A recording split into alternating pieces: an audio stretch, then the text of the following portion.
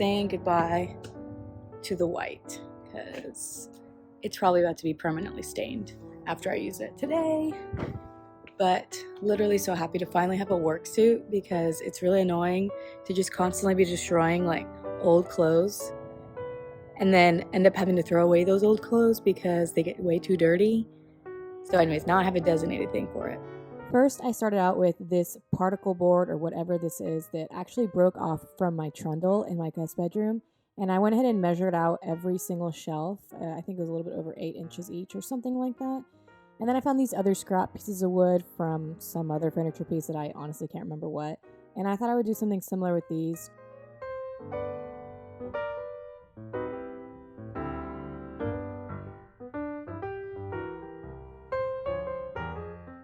And yes, so as you can see, the device I'm using is probably not the appropriate one, and it's definitely probably not even meant to cut straight lines, but I tried my best with what I had. And later on in the videos, you'll see that I actually got the right machine or the right tools for this, but it's okay. I actually ended up kind of liking this wavy look. I feel like it gives it more of an organic, man-made feel rather than like a factory-made feel, if that makes sense. I don't know, maybe I'm just kind of kidding myself, but I found myself to end up liking it.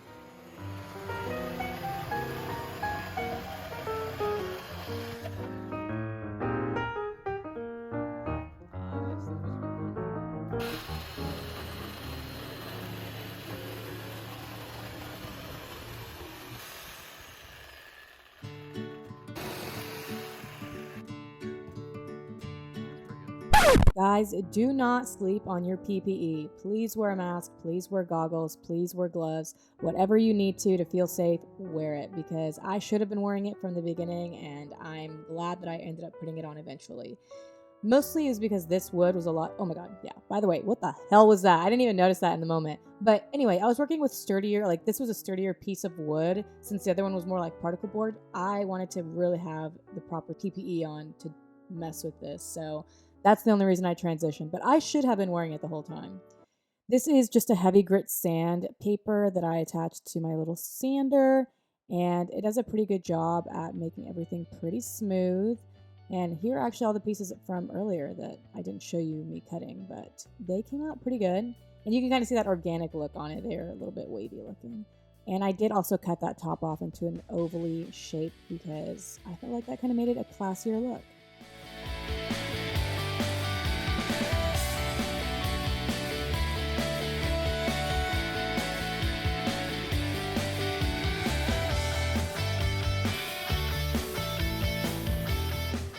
I went ahead and marked all of the areas that I was going to be drilling the holes just so that I could be as organized as possible. And I went ahead and drilled the holes before filming into the base. And now I'm going to be drilling them into the individual shelves. Now, the reason that these holes are so important is because if you so happen to have just a little bit of a fluke while drilling a screw in, you will absolutely split the wood. And that is just a recipe for a disaster. So that's why I do that. And then prior to actually prior to screwing in all of those pieces, I actually glued them down first. So that way when it was time to screw, they'd be pretty sturdy on and I wouldn't have to worry about them shifting as I screwed. And to make sure that everything was level, I did have to take this protractor on every single piece and make sure that it was straight. And yeah, basically now I'm just going to go ahead and screw those in like I showed you. And honestly, it was an absolute gem to have glued them down first because this was so easy. And then just to hide the cracks, I went ahead and caulked down all of those edges before painting them. And I actually wanted to go ahead and primed them with some white spray paint just so that I could avoid having to do multiple coats of the paint. But it wasn't too bad, and it really didn't take up that much spray paint. For these, since they're so much heavier, I did decide to put a bin on top of them to keep them sturdy. I actually made this paint myself. I bought the pail of paint at a store called Ollie's and then mixed some colors together to get this pretty vanilla color. It does kind of pull a little bit green, but I actually don't mind that because I do have a lot of plants that I put in each of my rooms, and I feel like it blends very well with this color.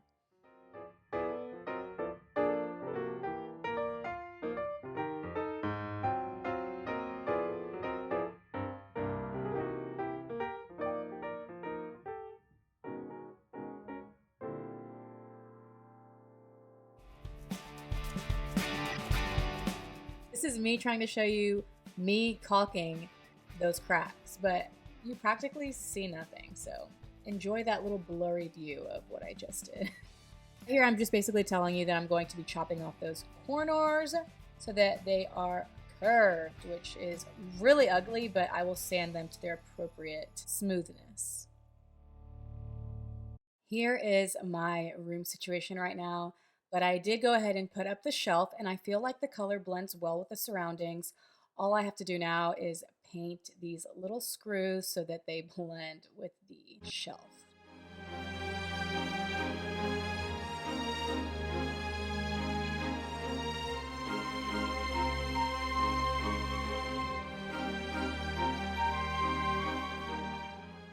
Good morning, people. So I am going to be starting this project today, and if you don't know what I'm talking about, I don't know if I've mentioned this already, but this wall is going to be turned into a shelf so that these shoe racks don't have to be there anymore. And the wall is going to display all of my shoes, not because I necessarily am obsessed with my shoes, although I am, but mostly because I don't have anywhere else to put them. And so if I can make a cute little shelf on my wall and display them on there, that would be pretty cool. And I feel like it might be a vibe too. So it would be hopefully a win-win. But anyways, I'm going to go to Home Depot today. Hopefully I'll film all of that, grab my materials. I've already done my measurements, and we'll see how it goes. Fingers crossed.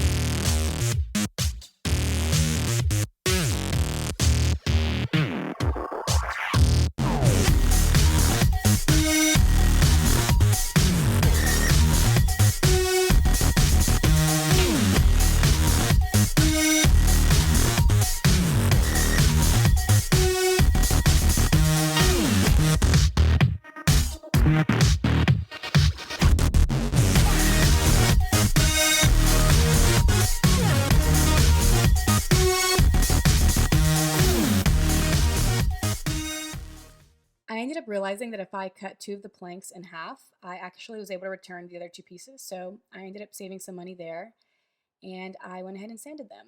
These blocks I actually made from scrap wood, and these are basically, I engineered them all in my head to hold up the pieces of wood, and then those pieces, or those holes right there, would screw right into the wall.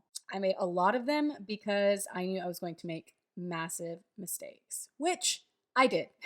But here they are, all put up, and they actually kind of look like Minecraft buttons, if you know what those are. As you can see on that third shelf, I actually had to put 2 blocks on it, on the top of it. That was the only shelf I had to do that to. And I think it's just because the drywall, or just the wall itself, was not even going down. And so that one projected a lot further away from the wall than any other shelf. So of course I'm caulking every single shelf to remove those gaps.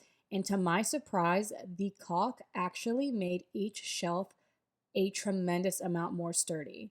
And I don't know what it is, but they all felt like I could jump on them and they wouldn't budge. And I couldn't say that they would do that without the caulk.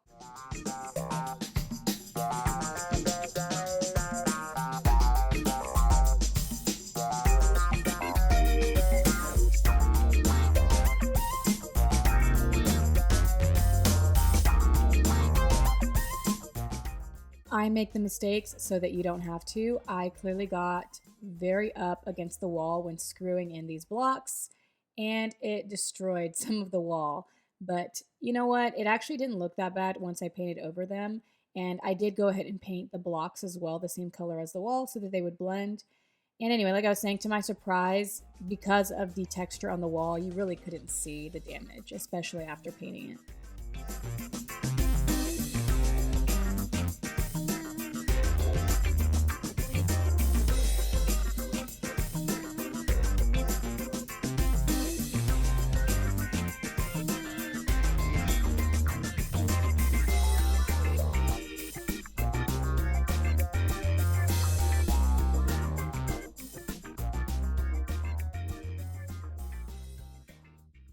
I did end up making more of those little Minecraft button slash shelf blocks because I lost the other one somehow and then I found them. But you know, it wasn't a loss because it gave me an opportunity to use my circle saw, which ended up being another good learning experience because we had never used one before. And some of them ended up being a little crooked, some of them ended up being straight, and then once we used a protractor, we realized that that actually helped a lot. I still have quite a bit to learn in using a circle saw, but it was a good experience using it the way we did.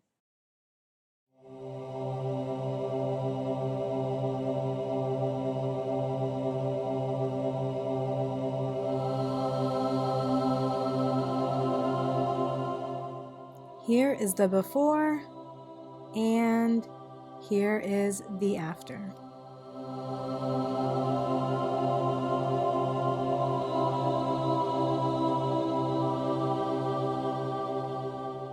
So from the first clip to now, there is a time span of about 2 months.